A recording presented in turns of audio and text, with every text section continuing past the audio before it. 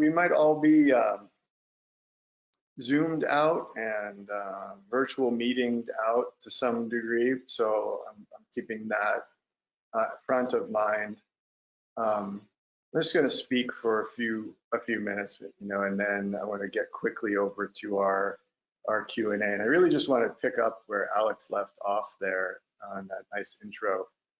We did meet at basically, the World Aquatic Health Conference, which is the pool industry, the aquatics industry. You've got people who build pools, people who maintain pools, people who literally build the lane lines for pools and the ladders, and of course the chemistry, but also the people who build the Olympic-sized swimming pools, and the world of pools and spas, hot tubs and jacuzzis, and even float spas. This is an incredible conference, and like Alex said, I was invited to gone several times to speak about Blue Mind, and it was surprising to me how useful and surprising the science was, even for people who spend their living getting people in the water. That's their business. That's their passion. And Alex and I just sort of pulled a few chairs to the side and started talking about Blue Mind, and then eventually sharks and turtles, and our mutual friends who work in both of those fields, including Randall Arouse in Costa Rica, and of course Alex's passion for shark conservation and ocean conservation. But he's one of those rare guys that had, 1 foot in the aquatics and the pool, the built waters, I call it domestic waters, and 1 foot in the wild waters, and had no problem understanding the connection once the light switch was turned on and this concept of Blue Mind was explained. And so we've stayed friends, of course, and worked together on a number of things, including his events in Colorado related to fins attached and raising funds and support for shark conservation. So that's really the question. And how have we come so far away from what truly motivates most people? And when Alex and I chatted about this topic and what we might explore here, I kind of said that one of the things that's been on my mind for a long time, and especially now, is our basic ocean talking points are decades out of date, and I'm as much to blame for reusing out-of-date talking points as anyone. In preparing for this chat, just reviewing some of my own work, I look back on a keynote I gave at a Bioneers conference in 2007, and it was the biggest talk I had ever given in my life. And my talking points were spot on what I want to say that we need to update. So if I sound slightly harsh, I'm harshing on myself and everybody else. So just want to be clear that I say all these things out of kindness and concern for the ocean. So it goes something like this. This is the preamble that we often hear in the beginning of every ocean documentary that we hear in the beginning. We read in the beginning of every ocean book, and it's that we've got a planet covered with 71% water. We get half of the oxygen from the ocean, from the plankton. The ocean provides billions of jobs and billions of dollars worth of protein and seafood. It regulates climate, holds the vast majority of the biodiversity. And there you can throw percentages and numbers like billions and millions, and large percentages behind all of those statistics. And then after we make that case, we usually, on the value of an ocean, we usually pivot to the bad news. But the ocean is in crisis, and we list all of the ways that the ocean is in crisis. And then we typically make people feel a bit guilty about their contribution, whether it's what they drive or how they eat or have their consumptive habits. And then we rest our case. That is pretty much the recipe that's used by most ocean orgs You can look on websites, you can look in things I've written, speeches I've given. And oftentimes, just kind of, it's the boilerplate, it's repeated. And we use that language almost exclusively, it seems like, whether it's a UN report or an Ocean Org report, a NOAA report, a National Fisheries Service, you name it, pick your favorite ocean entity, and they're probably starting their communication off that way. That 71% of the planet, half the oxygen, a whole lot of jobs. The problem with our framing there is that we leave out what truly motivates most people who work their whole lives to protect the ocean. The people who are even the leading voices or the strongest voices in their communities.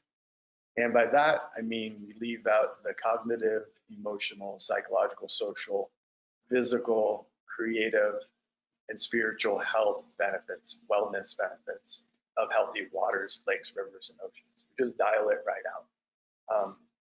Kind of to make matters worse, not only do we leave that out, many of those factoids that we sort of feel like we have to say are either useless and irrelevant to most people's daily lives. The percentage of the planet covered by anything is not a useful piece of information, but it goes into our brain and we repeat it as if it's really super important.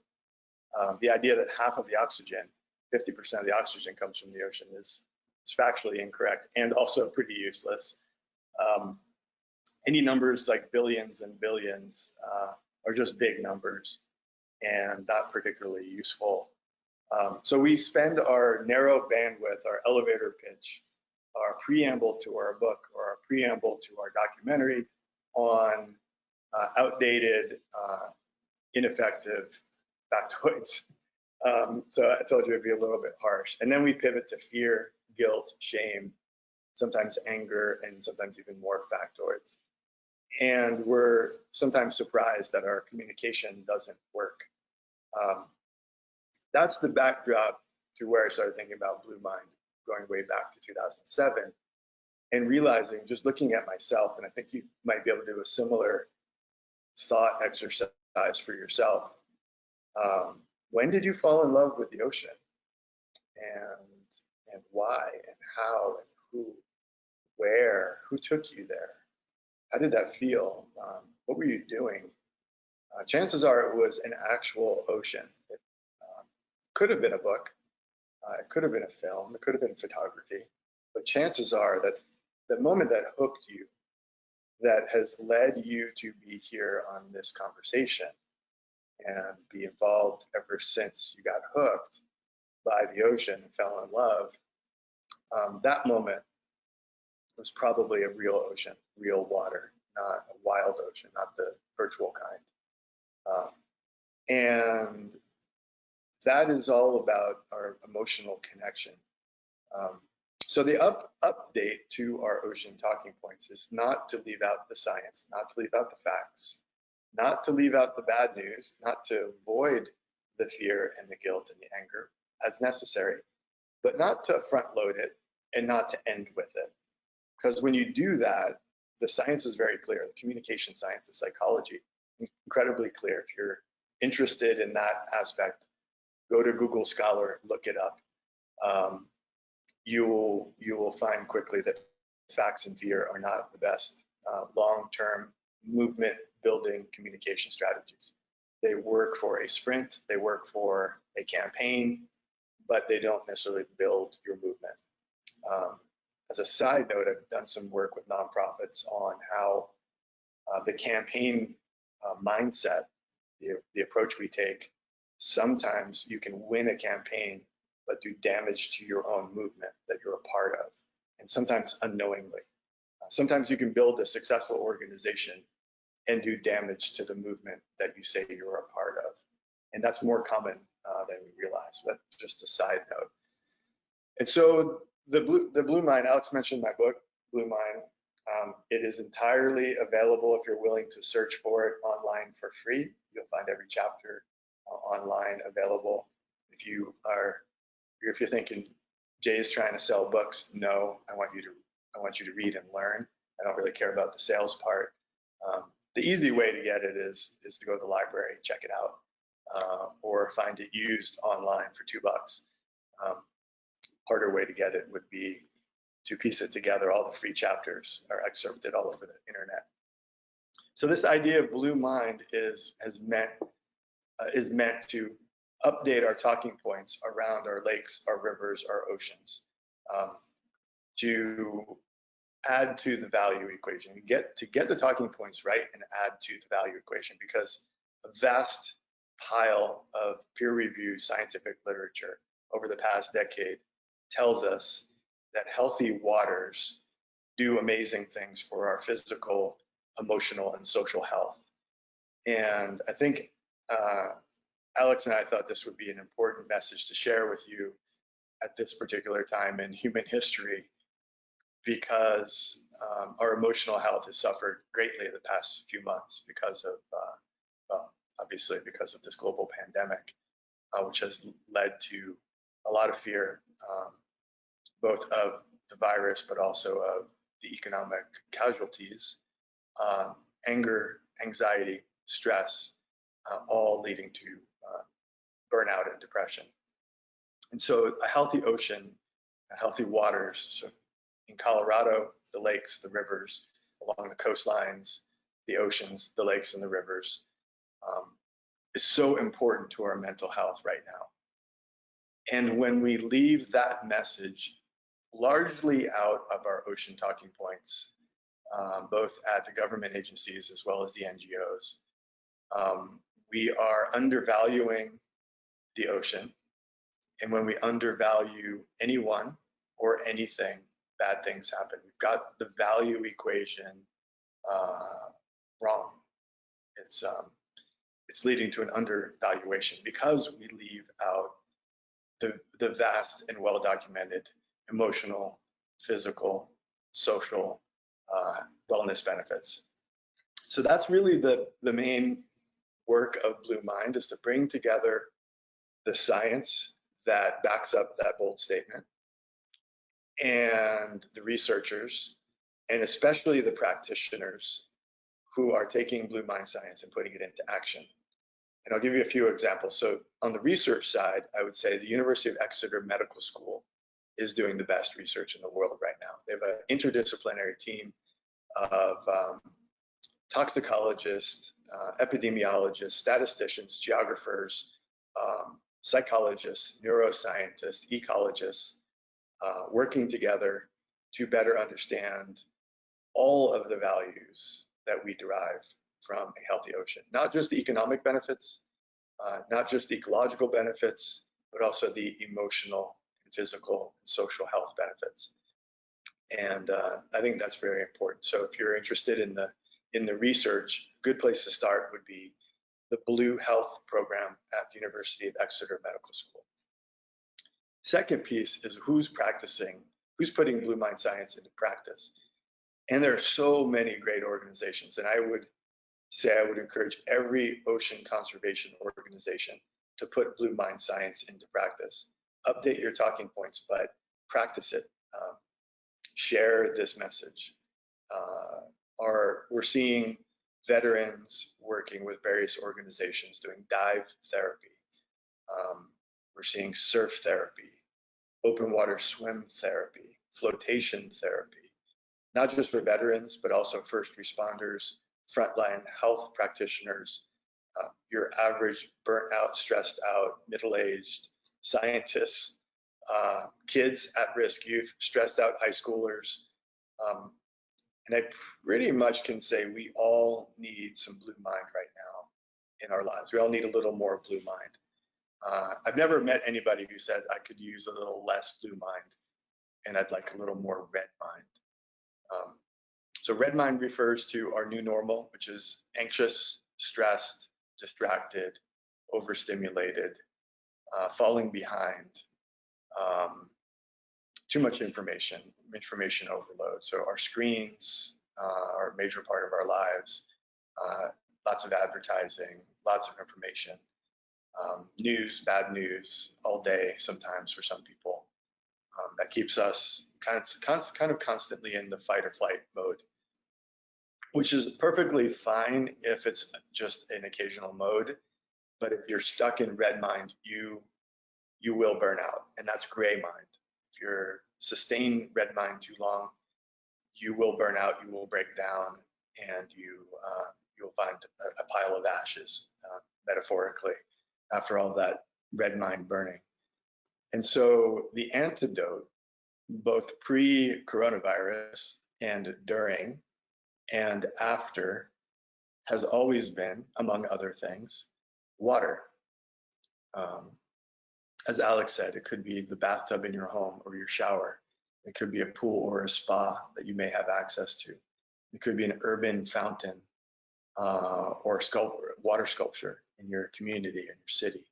It could be an urban waterfront. It could be a lakefront or riverfront or an oceanfront.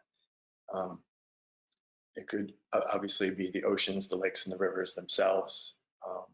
All forms of water will move you out of that red mind mode, help you avoid gray mind, and keep you from really burning out, or at least help you from burning out. And I know I don't want to ever overstate the case or suggest that Blue Mind is an alternative to other modes of healing and therapies. It's a complement. And if you are on a medication to treat a disease, a disorder, or an injury, adding Blue Mind therapy to your regimen will speed your recovery. It's not an either or, it's a yes and. So the veterans that we work with, many of them are on lots of pharmaceuticals. If they get engaged sustainably with surf therapy and Blue Mind therapy, many of them, not necessarily all of them, are able to dial back on the chemicals that they're ingesting. And those may be pharmaceuticals, they may also be alcohol and drugs, and utilize their own neurochemistry through activities like surfing and diving. And that's pretty darn exciting. And you don't have to have post-traumatic stress or anxiety disorder for Blue Mind to benefit you. And so right now, maybe you don't have access to a park or a wild body of water. And so you're saying, okay, what do I do? I'm stuck at home. The easiest thing to do is take an inventory of all the kinds of sources of Blue Mind that are within 50 feet of where you're sitting right now. So sinks, tubs, showers, pools, spas, if you're lucky to have access to a pool or a spa, outdoor hoses, sprinklers, as the case may be, but then virtual Blue Mind. So making music about water, artwork, photography, painting, poetry. I think of Mary Oliver and Pablo Neruda, all the various prose, from Moby Dick to my book, Blue Mind. Pick up a book about water and read it. It will calm you down, assuming it isn't, I don't know, a book about the Titanic or something. And so there's virtual Blue Mind, there's domestic Blue Mind, there's wild Blue Mind, and urban Blue Mind. And we all have access to some of it. And the next thing to do would be to prioritize your Blue Mind activity every day in some way or another. So for some people, that'll mean turning on a 10-hour long video of a stormy ocean, a thunderstorm over an ocean, to help them sleep. For some people, it'll be prioritizing bath time. If you can walk safely and participate in aquatic activities and sports, surfing, paddleboarding, diving, swimming, all those things, do that. But build that into your daily routine, and it will help with your stress, with your focus. And I'll say one of the added benefits is that your smartphones, your technology, your laptops, certainly your desktop, they don't like water at all. Very high level of incompatibility, unless of course you have an underwater housing. But I'm going to recommend that when you go for some Blue Mind time, that you leave the technology behind and you try to fully immerse. But an added advantage of Blue Mind is that it is one of the last places where we can achieve solitude and true privacy that remain on the planet. And the psychological benefits of privacy and solitude are also enormous. It's part of that emotional toolkit that we need. And so back to where we started, we have a set of ocean talking points that are factual. They're sometimes a little bit off. 50% of the oxygen is not correct. Sometimes they're a little bit boring. And it's not easy to make the ocean boring, but a lot of people have done a pretty good job of making the ocean boring. Don't be one of those people. It's not cool. Making something like the ocean boring is just not helpful. We need to motivate people to care more. We need to build the value equation so that that it's accurate, that we're not undervaluing the ocean. And so when you stop and think about the water in your life, the lakes, the rivers, and the oceans, and their true value, of course, there's economic value, there's jobs, there's products, there's commodities, there's extraction, there's seafood. Of course, there's ecological value, vast, biodiversity, and all the incredible plants, animals, algae, microscopic organisms that thrive in our oceans. There's an ecological value, and there's an educational value. But do not leave out the emotional wellness benefits, that value. And we usually do. And so that's where kind of the point I really want to make is that if you're in a position to communicate and you're communicating about the value of healthy oceans, don't leave out the sense of peace and freedom that being near, in, on, and underwater gives us. There isn't a more important time to feel that way than right now. Don't leave out the romance that we feel at the ocean, whether we're alone or with somebody that we adore. Don't leave out the creativity that being in the water or near the water, even the shower, that the boost of creativity that we get in those places. Don't leave out the privacy and the solitude, extremely valuable. So the mental and emotional health benefits of our waters are an underprescribed, undervalued benefit for all of us. And I just reiterate that that's been true forever. It's especially true these months here. And we have a long road ahead of people dealing with the burnout from the pandemic, people dealing with the economic fallout and the burnout and the depression and all of that. I'm not really afraid to talk about the mental health impacts of this pandemic. But as ocean communicators and ocean advocates and ocean stewards and educators, if we're not teaching every single person about their blue mind, helping them access their blue mind, and then helping them practice it, hopefully daily, we're not doing our job. Our talking points need to be updated. Our mission statements need to be updated. Our science desperately needs to be updated. So to that point, I wrote this in 2014. Even back then, 31 pages of lit cit, so citations that are used throughout the book, 31 pages. Since this time, 6 years later, there's just a mountain of research on blue health, blue mind, blue space. If you go to Google Scholar and look up any of those terms, you'll have a lot of fun catching up if you're not that familiar with the research. It's fascinating and really useful. So that's my pitch, I guess, my rant, my advice. I'm mostly interested in the questions that may be popping into your head, and I suggest that you don't be shy about them. I'd love to hear how you are personally putting Blue Mind into action to take care of yourself, because a burnt out ocean advocate is not useful. A completely stressed, so I guess I should make this point. Red mind is useful, but when you're in fight or flight response, you're not at your best. You may be able to run faster, you may be able to scream louder, but you're not at your best as a creative, problem-solving, collaborative person. it's just not the way your brain works. You're at your best in your blue mind mode as far as creative problem solving.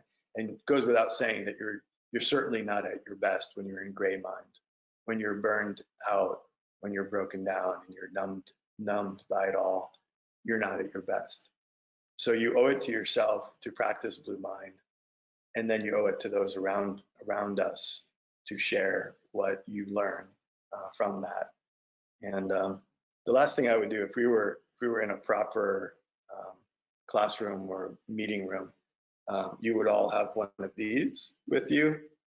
And so we're going to have to go virtual in this case and hand you a virtual blue marble. So if I could, I would pass this to you through your screen, this blue marble. If you're on a phone, you should know that I just handed you a blue marble.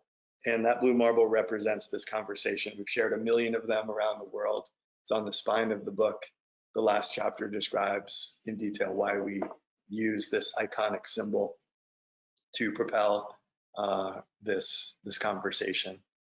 If you have a blue marble, you're meant to pass it on to someone that you want to say thank you to and share your version of what it means and the message, and then the marbles get passed hand to hand. We're in virtual marble mode right now because of obvious reasons. Last thing I want to say, and this is more of an announcement, is that yesterday we launched the 7th annual 100 Days of Blue Mind Challenge, which simply asks people to practice Blue Mind daily and share their story. And that may mean reflecting on a previous experience. It may mean getting in the water that that day, a pool, a lake, a river, an ocean. It may mean sharing a piece of artwork or a song or a quote, but a daily drumbeat of people sharing Blue Mind. Use the Blue Mind hashtag, and people all over the world join in throughout the 100 days. Some learn about it in the middle and just jump in. Some don't miss a single day, and they just post or share or swim or surf or dive every day and tell their stories.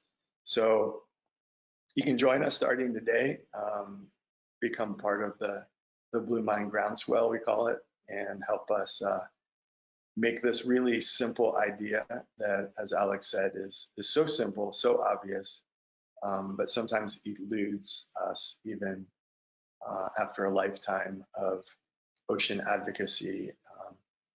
We still sometimes leave it out, and we do want to make it common knowledge, this idea of Blue Mind, which means every kid learns it in school, every adult teaches it to the children in their lives, and we practice it.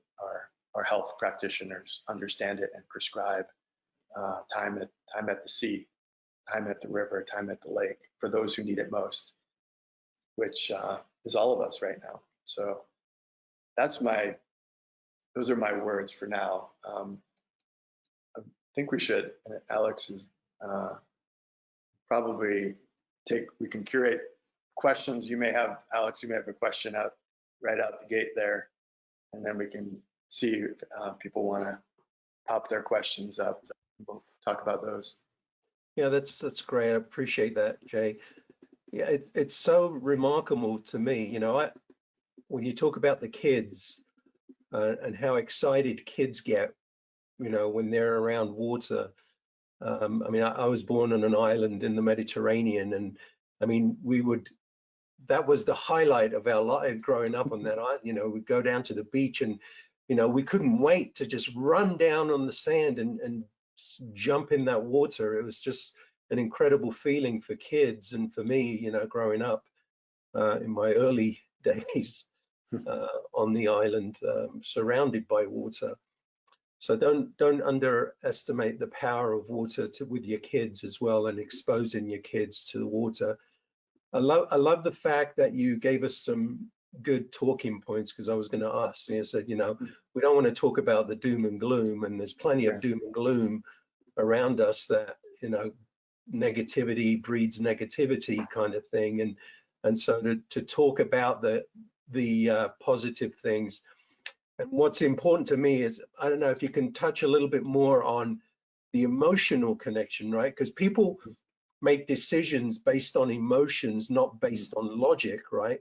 So if we want to attract people to the ocean, attract people to experience marine life, expose people, in my case, to sharks, and to give people the real story about sharks, you know, how do we really connect with people on the emotional level and not just say, oh, you know, 100 million sharks are being finned every year, you've got to help. Mm-hmm. Yeah, I think it's key. And I'm a scientist, so I'm into the science, I'm into the facts, I'm into the logic, and I know it's not enough.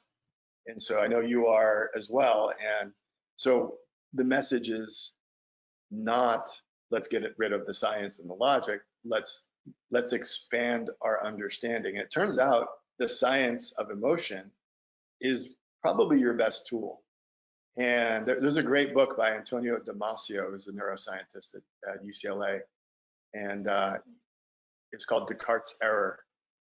And he wrote it in 1992, and I read it when it came out, and then tried to apply it to my work in ocean conservation. And here's the summary of the book. All decisions, every single decision has an emotional component. You cannot do the act of deciding without your emotional apparatus that's on board in your brain. You will never make a decision without emotion. And this is a neuroscientist who studies decision science saying, hey, don't pretend that emotion isn't important. It in fact is. Of course, we want the best available science. But moving people, particularly moving them into the status that we call movement building, is more than fear and more than facts. Those are useful tools and useful emotions. But it really is important. I mean, we go around the room here, and like I know Randall well. Randall is a motivated man. He's in fact unstoppable, and I've seen the world try to stop him. They cannot stop him. He will go burrow under, go around, jump over, or put his head down and run through any wall that's in front of him. He's unstoppable. And he's not unstoppable because, hey, they pay me the big bucks to be unstoppable like a football player. He's unstoppable because of his heart, because of his passion, because of his commitment and his caring. And that comes from somewhere. And it generally doesn't come from a book. As an author, it generally doesn't come from scientific journals. As a scientist, it's hard to say that, but it's true. It comes from something else. And so Alex, you light up when you talk about your childhood at the sea. Like you light up, and it lights up the room, virtually or literally. So at a podium, you light up a room when you tell those stories because people empathize. They say, me too. My experience was a river. My experience was a pool, but I had the same feeling when I jumped in it as a kid. I felt whole. For me, I was a introvert. I stuttered, but in the pool underwater, I felt whole somehow. So I love being underwater. It gave me, I felt better than on land. And a lot of us have had that experience. When you're eye to eye with a shark, when you're eye to eye with a turtle, fortunate to have those experiences, or a whale, or a seabird, or a fish on a reef, it gives you this feeling of awe. And the scientists who study the science of awe, they tell us that feeling we call awe and wonder switches us into a different mode. I call it blue mind. That in that mode that it switches us, that feeling of awe when you're face to face with a wild animal and you just have respect for it, it makes you rethink your life in a good way. It makes you feel small in a good way. It makes you feel empathetic in a good way. So awe creates empathy. And so these experiences of awe that we have as marine biologists or explorers or guides or educators fuel us. So understanding that that is what fuels us is important if we're trying to fuel a movement. Yep. If we leave that out and say, hey, let's use fear and factoids, we're leaving out our best tool. So I know what makes my colleagues unstoppable, and it's not money, and it's not facts.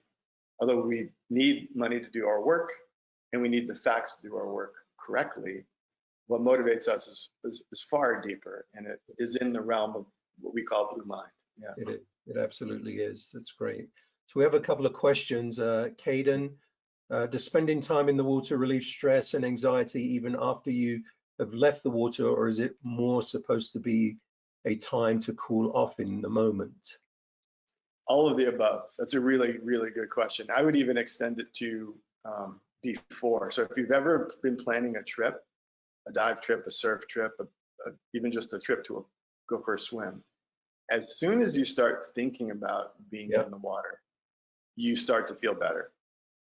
So, I mean, as soon as you start telling the story about your plan, your imagination goes to work, and those neurochemicals kick in, and you start to feel a little lighter on your feet, and a little more motivated, maybe a little more creative, maybe a little more connected, maybe even a little more pleasant as a result. And you haven't even touched the water yet.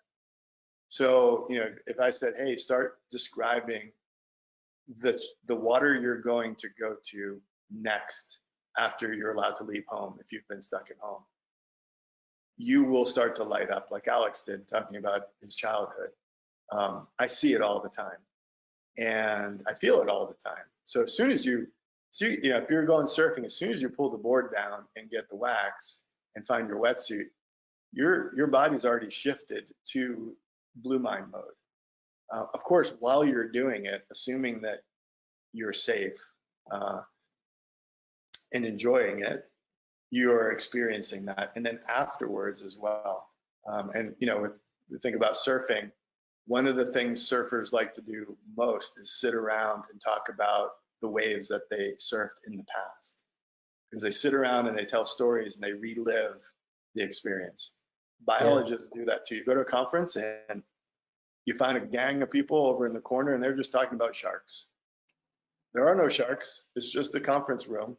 Yeah. And they're just telling stories. And even with divers, right? You see that with divers. After the dive, they can't stop talking about what they saw on the dive at the dinner table or back up on the boat, or, so you're right. So it's the before, during, and after. It's a continuation there. So that's a great question, Caden. Caden, I'll add one more piece, is that our art, music, photography, film makes that feeling portable. So when you leave the water, you can't take the water with you, but you can create a photograph or a painting or a song or a poem or a film, and then you can take that and share it. So art makes the awe that we're trying to create portable, and that's why I have so much respect for the photographers and the filmmakers and the people who sing about the ocean. Jack Johnson, Jimmy Buffett. The poets and the writers who write so beautifully about their experiences, they make the awe portable. You can't be underwater all the time. So you want to take it with you. How do you take it with you? Well, film, photography, artwork, poetry, music makes that portable. And so, especially now, if you're stuck at home, fire it up. Fire up your favorite dive film. The Big Blue is one of my favorites. Just makes me happy to watch it. Makes me happy to tell people to watch it. I have a Blue Mind playlist on Spotify. If I'm feeling a little red-minded or gray-minded, I'll just pop on my Blue Mind playlist, and it's a whole bunch of different artists singing about rivers and water and oceans, and you can probably predict a few of what the songs that would be. People can also subscribe to the Fins Attached YouTube channel and watch our videos. Yes. Yeah, it's great. And I'll say that those videos they're the big blockbuster ocean films, which are beautiful, but the ones that get me the most are the ones that are just like, I'd say, a little scrappier, a little more down in the elements, and a little more of the homemade. Like, if you made the video, go watch those. Watch the videos you made. Those will move you more than any professional production, I think, personally. Look at the photographs you took. There's a gazillion beautiful photographs on Instagram, But the ones that move me, the one that moves me in particular is the one of my daughter on her first dive. That is the most beautiful underwater photograph ever taken, in my opinion. Probably not in your opinion. But that photo of her underwater, she's got a blue marble, and she had gone through a pretty serious health crisis, and we weren't sure if she would even, be on this planet. To be able to dive with her and have a photograph of her underwater is just like the most beautiful photograph ever taken. So those images make this blue mind feeling portable. So thanks for that question, Caden. So his follow-up question is, so how much oxygen actually does come from the ocean? Yeah.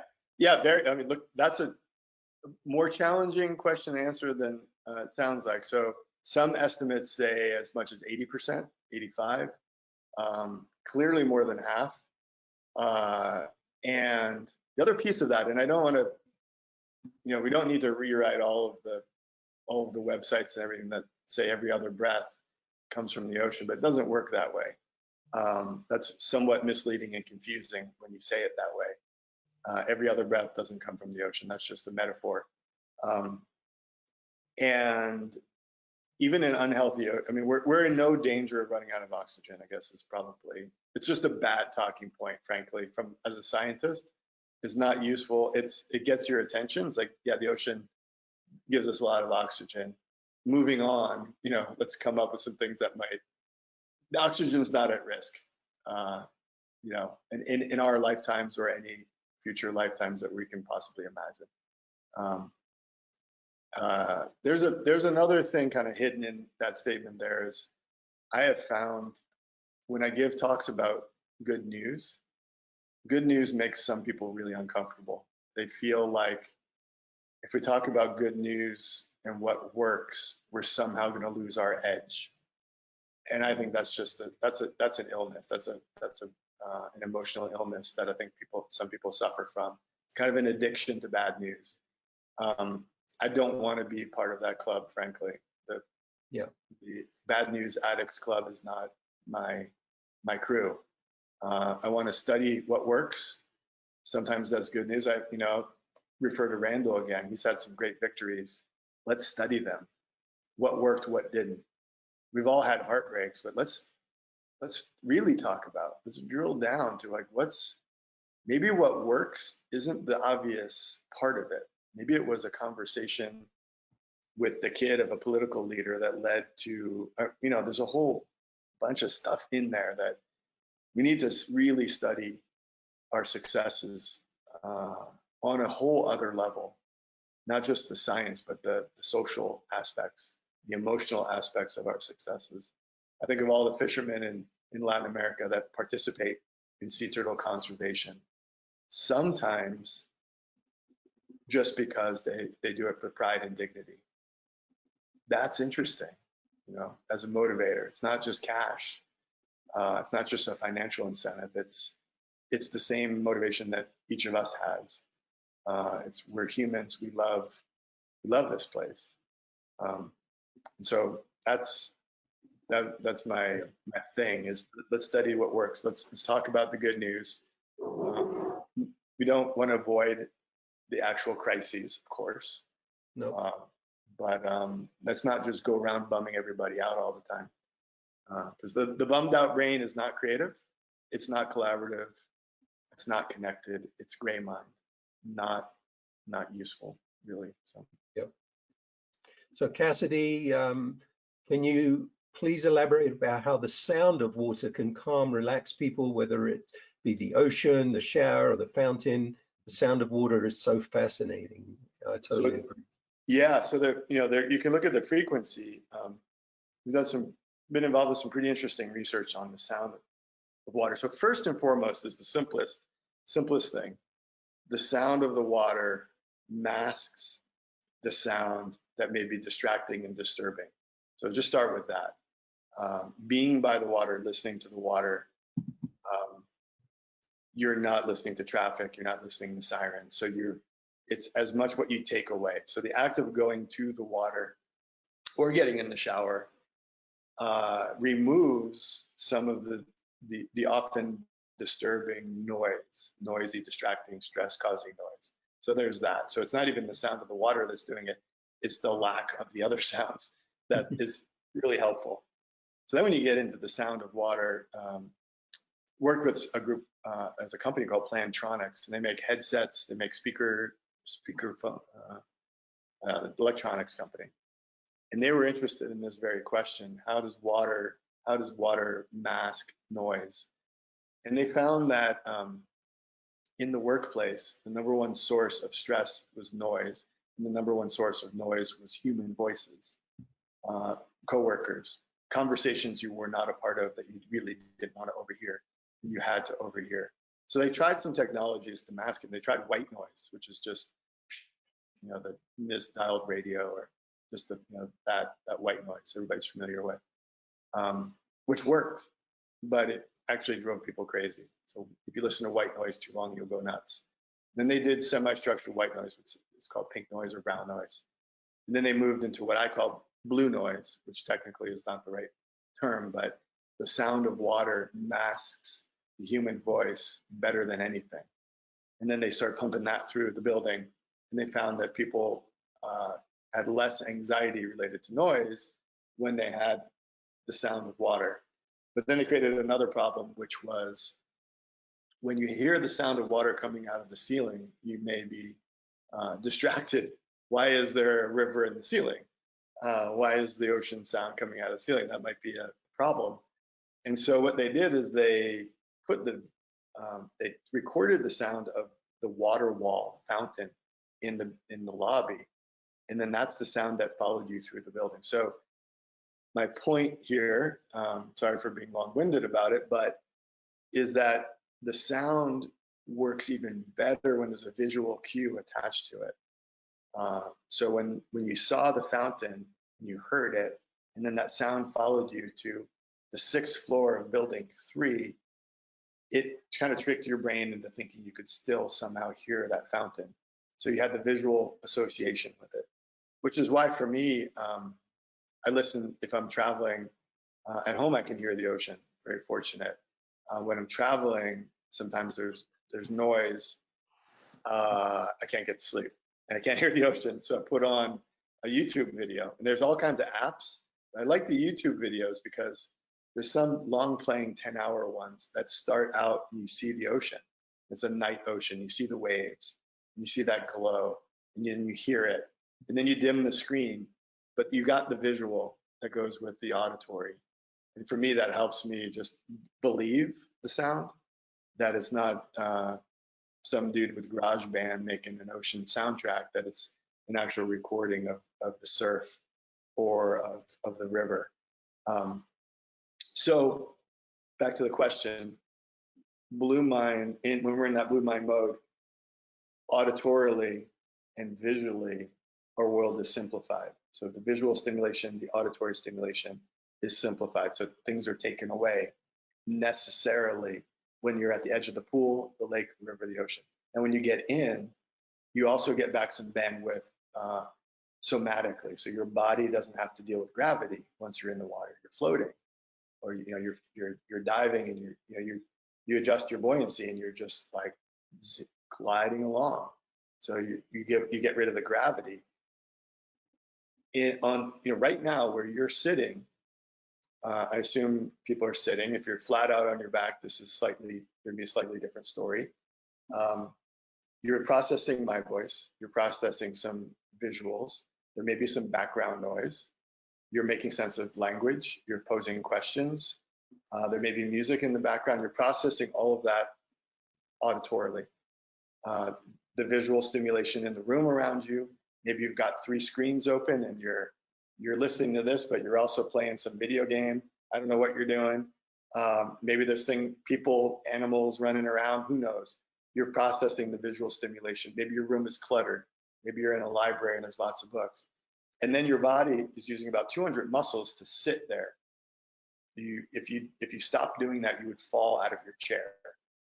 So your body is actually in balance, holding your position right now. It's holding your head up straight. It's holding your arms where they are. It's keeping your back somewhat straight. you're doing all of that all the time, even when you're quote unquote relaxing, like we are hopefully right now. When you get into the water, auditorily, visually, and somatically, you get that bandwidth back. And that's awesome. Your brain doesn't just chuck it out the window, you puts it to good use.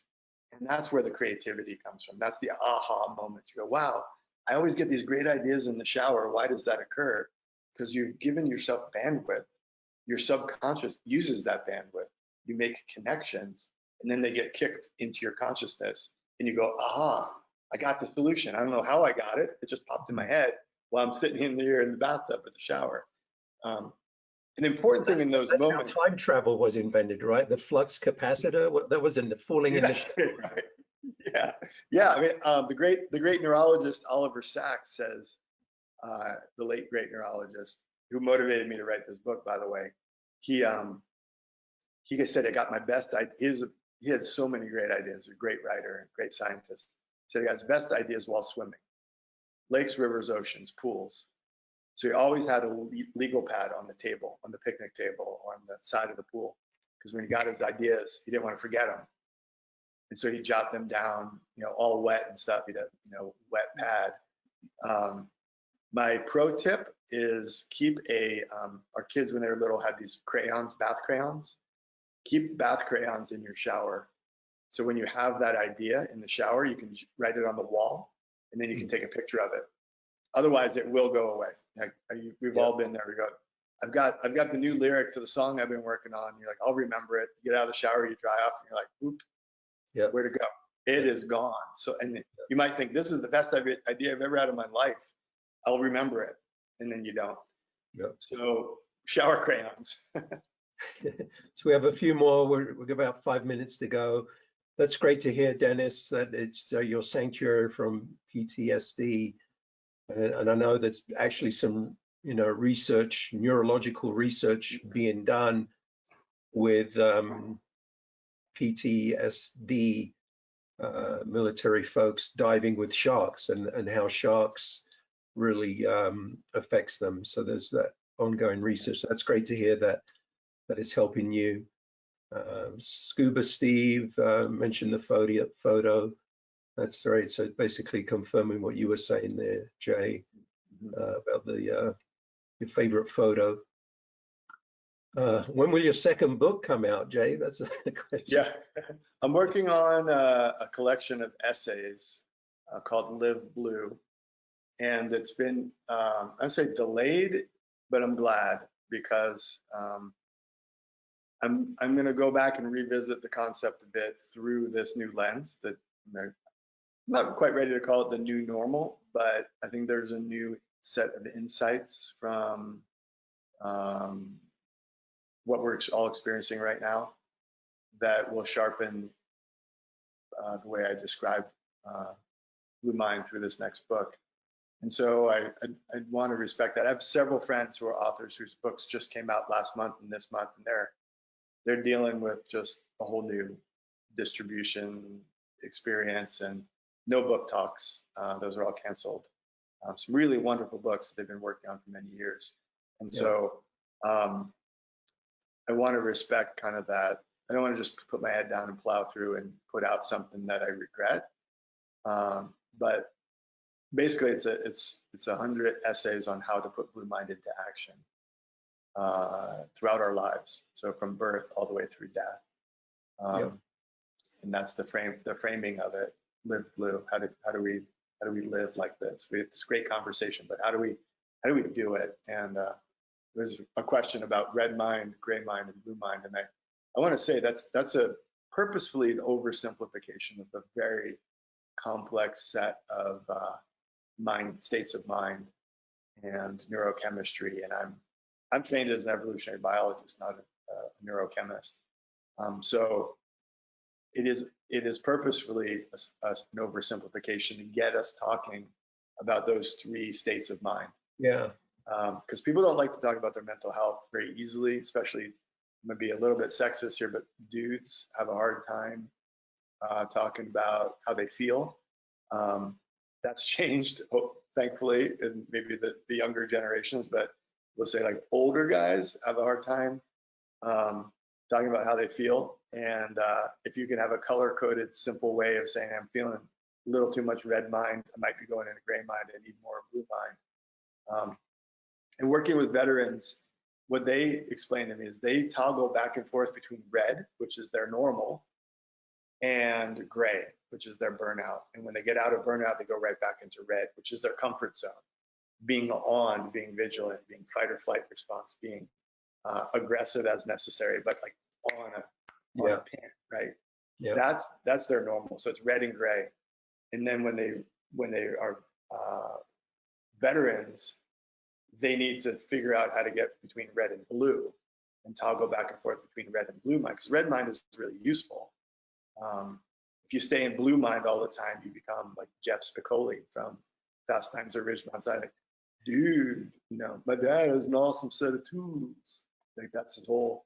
He's a surfer and a stoner, and he's in blue mind all the time. That's not that productive. Let's just say, funny maybe, but you can't just live in blue mind all the time, and you can't live in gray mind all the time. I mean, red mind.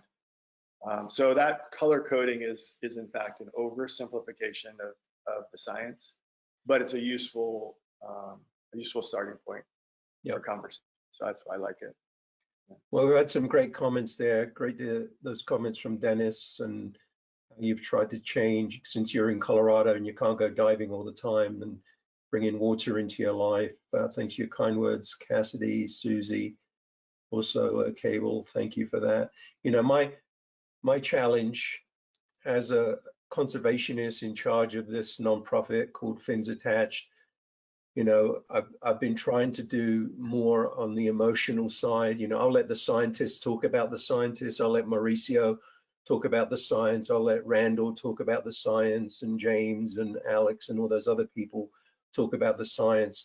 For me, the challenge is to attract more people, right? The old cliche, you protect what you love kind of thing. So, for me, the challenge is to connect with people on the emotional level where they want to be a part of this movement, where they connect with the water, they connect with the marine life, and they connect with the beauty and the majesty and the power of these animals. And, and then, a splattering of that, look what we're doing to them kind of thing. But it's more on the emotional side to get people to love the ocean more and to love the life in the ocean more on an emotional level, to get more people to basically bring about change. So, and what you're doing, Jay, is helping with that. The whole blue mind concept. Again, folks, whenever you're tagging something, hashtag blue mind, but the whole idea of the blue mind, and giving people this realization about the power of water, and that's great to hear from Cable. Now he's got the connection, right? Now he understands the pull of water has had on him, and so so this is great stuff. And so yeah, I appreciate what you're doing and your style, and the science is on your side. The neuropsychology says what you're doing is the right way. So keep doing that. And we kind of scratched the surface here, but if people want to get in touch, just please reach out. If you're not much of a reader, we have some video versions of the book that'll get you through and give you all the information that's in the book, but in a interview and video, more documentary style. And no matter where you are, there's water nearby. So make a quick inventory of your own personal sources of blue mind, and use them. And that's the big thing. We can talk all day on calls and stuff, but really where the rubber hits the road is in the practice of blue mind. That's right. So prioritize it. And the last thing I want to say is so important.